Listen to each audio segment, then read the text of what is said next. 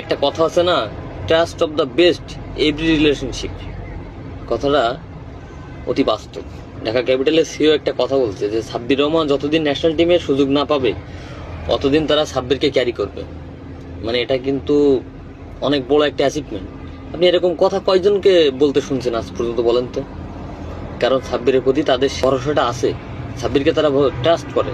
সাব্বির এমন একটা লোক, এমন একটা ক্রিকেটার, বাংলাদেশের 20 কোটি মানুষই কিন্তু সাব্বিরকে ভালোবাসে, সাব্বিরকে পছন্দ করে।